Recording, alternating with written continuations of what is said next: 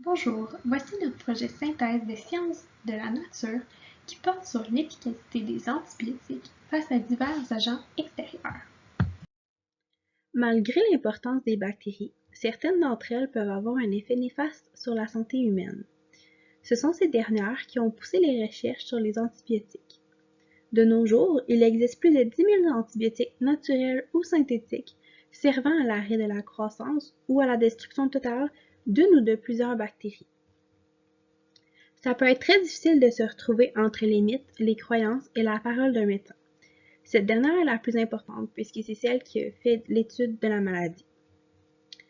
C'est ces avis contradictoires qui nous ont poussés à se questionner face à l'impact d'un aliment sur l'efficacité d'un antibiotique. Donc la question qu'on s'est posée est: est-ce qu'un aliment peut vraiment nuire à l'efficacité d'un antibiotique? De cette question, deux hypothèses sont nées.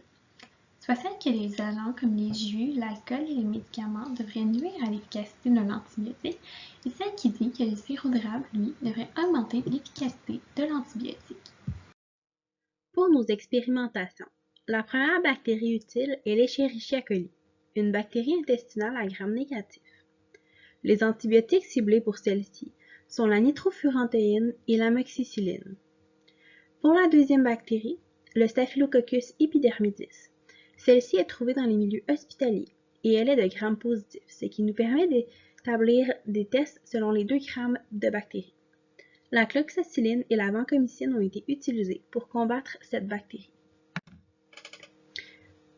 De plus, différents agents extérieurs tels que différents jus, différents alcools, du sirop d'érable et des médicaments sans prescription ont été utilisés lors de nos expérimentations. Donc, pour ce qui est de la méthodologie, nous avons utilisé des antibiogrammes. Ceux-ci visent à tester la sensibilité d'une bactérie, à définir les antibiotiques les plus efficaces et à observer les conséquences sur le développement et la survie de cette dernière. Pour ce qui est des géloses que nous avons utilisées, nous avons pris les Muller-Huntington qui sont spécifiques aux antibiogrammes. Pour l'ensemencement, il a fallu appliquer la bactérie sur toute la surface de la gélose. Dans le fond, il faut le plus de bactéries possible, contrairement à la technique standard qui permet d'isoler les cultures les unes des autres. Enfin, l'antibiogramme consiste à positionner les petites pastilles de papier filtre imbibées de solution sur la gélose couverte de bactéries, comme l'image l'indique. Cette technique permet de voir les diamètres d'inhibition des solutions, soit l'antibiotique seul ou avec un agent extérieur comme un jus. C'est la moyenne des diamètres d'inhibition en longueur et largeur du cercle qui est prise comme résultat final. La photo en haut à droite nous sert de donnée de référence afin de comparer nos résultats. Celle-ci met en contact un antibiotique seul en solution et la culture de bactéries. Les deux autres photos font également intervenir différents agents extérieurs, nous permettant ainsi de déterminer l'impact de ces agents extérieurs. Le même procédé a été utilisé pour la période 1, soit des mélanges effectués la semaine avant la création des antibiogrammes. Donc, pour l'analyse des résultats, nous avons utilisé deux graphiques.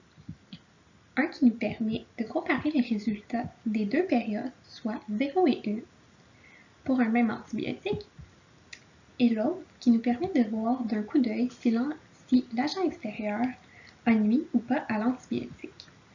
Leur donnée à l'origine étant le diamètre d'inhibition de l'antibiotique seul. Donc, comme dans l'exemple ici, pour le vancomycine, on peut voir que tous les tests, donc tous les agents, ont nui à l'antibiotique. Somme toute, ce sont 6 agents qui ont eu un effet amélioratif sur l'efficacité d'un ou de plusieurs antibiotiques. L'un de ces agents extérieurs est le jus de pomme. Celui-ci a amélioré l'efficacité de 3 des 4 antibiotiques utilisés pour nos expérimentations.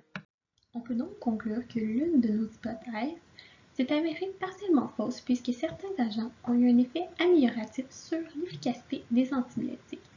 Pour ce qui est de celle sur le sirop d'érable, celle-ci s'est avérée fausse dans le cadre de nos expérimentations.